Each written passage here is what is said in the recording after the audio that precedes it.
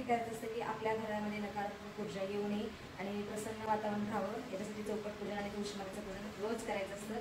तर हा माझा एक रोज रुटीनचा भाग आहे. आणि या इथे माझी स्वयंपाकाची सकाळच्या स्वयंपाकाची तयारी झालेली आहे. इकडे मी मिरच्या धुवून ठेवलेल्या आहेत, आंबे टाकले भिजायला पाण्यामध्ये, आणि इथं पनीर पण बनवायचं आहे आणि चवळ्याची भाजी बनवायची. आणि इथं या इथं ना पाणी झालेलं आहे, मटकीची भाजीसुद्धा बनवायची आहे मला आता. तर अशी तयारी करून ठेवावी लागते रोज. आणि इकडं कांदा, अद्रक आणि लसूण सुद्धा, त्यानंतर खूप काम आहे आज दिवसभर, ते पण करायचे आहे.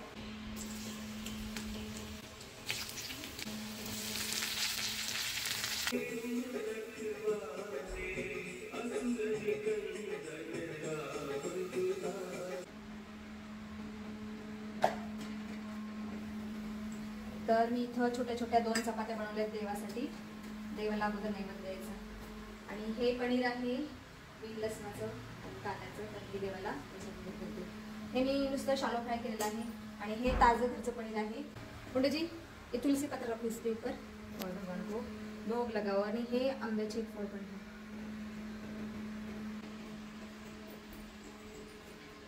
देवाला नैवेद्य दाखवते. तर इथं मी देवाला नैवेद्य दाखवते अगोदर. फोंडेजी दाखवते, फोंडेजी देवाला नैवेद्य दाखवतायत. माझी चपाती इथं करपली. बाप रे बाप, सगळं एकत्र काम कर. दादू बाय. पापा जी तो ऑफिस जा रहे हैं, इसलिए पारूस आता उठलेले आहे. तर आईने छानशी मटकी आणि काय हे चवळीची भाजी पनीर केले तुझ्यासाठी. हा, आणि माझ्यासाठी पनीर इथं गेले. आता मी जेवण करणार आहे. मला भूक खूप लागली. तुम्ही वाट नाही करणार. अरे हे तर मला दाखवायचं राहिले. हे आमचं मेनू, हे आमचं आठवड्याचा मेनू आहे. रोज सोमवारी कुठली भाजी, मंगळवार कुठली, बुधवार कुठली. फोंडे आज लवकर येणार. हो, काय म्हणता? हा मला काय जात यो बघा पारोसा माझ्यासारखा. हा, पण मी लवकर उठलो. यो आता उठले 10 वाजता.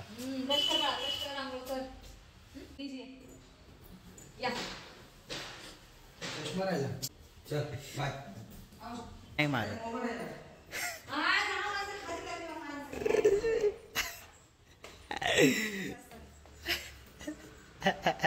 खूप नाटक करतात घ्या. तर स्वयंपाक झाल्यानंतर सगळ्यात मोठं काम आहे नंतरचं किचन साफ करायचं. त्याचा मला खूप कंटाळा येतो, पण ना इलाज आहे, रोज करावंच लागतं. त्यानंतर भरपूर भांडी. हे बघा, हे आमचं गिर गाईचं दूध. गिर गाईचं दूध आहे.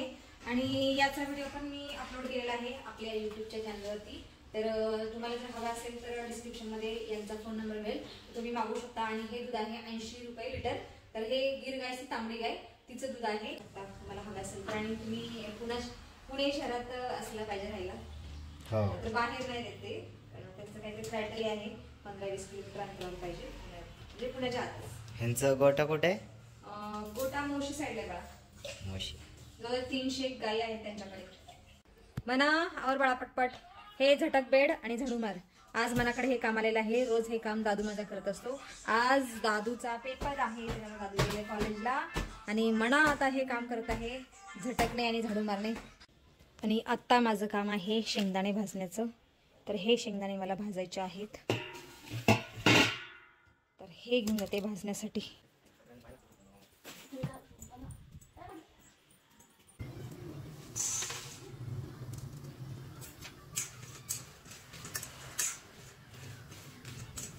शेंगदाणे मी असे खरपूस भाजून घेते मंद गॅसवरती.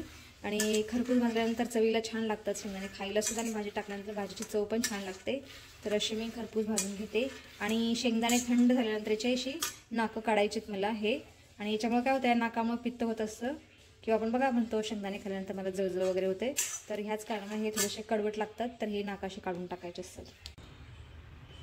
शेंगदाणे खरपूस असे भाजून झालेले आहेत. आणि आता हे थंड झाल्यानंतर याची नाकं काढायची. अगोदर असे हातावर सोलायचे शेंगदाणे. सोलल्यानंतर आपोआप 2 तुकडे होतात. तर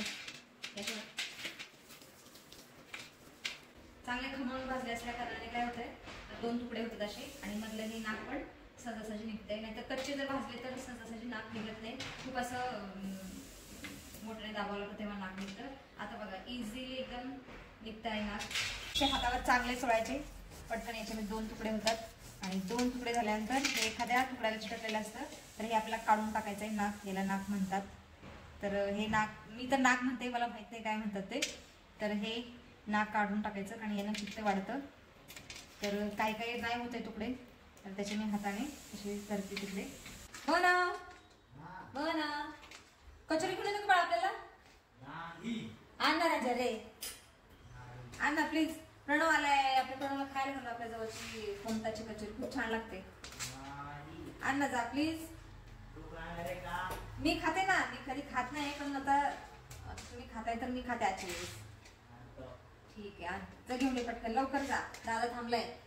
दादाने आज खूप काय काय काय काय खाल्लं. पनीर, मटकीची भाजी, चवळीची भाजी, चपाती, आता आंबा,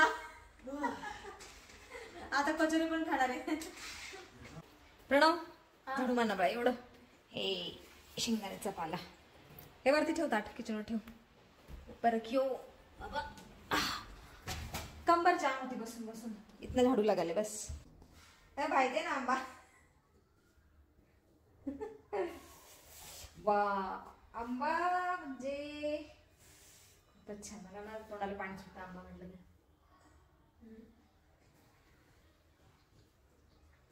खूप गोड आहे केशरी आंबा हा. अर्ध्या म्हणा, जा बेटा जल्दी जा. ये लीजिए कचोरी, खूप छान असते चवदार यांची कचोरी, मोठी मोठी.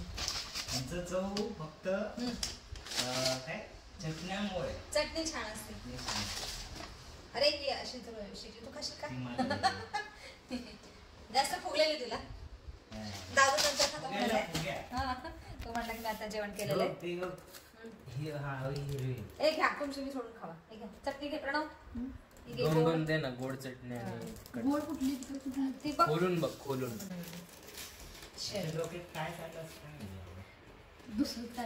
मस्त खायची अशी.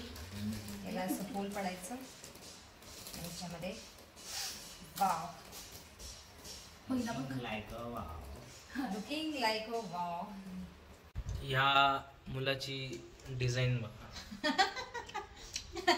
छान केली. आपले दोन्ही चटण्या एकत्र ओतल्यात त्यांनी. सजवली आहे त्यांनी कचोरी.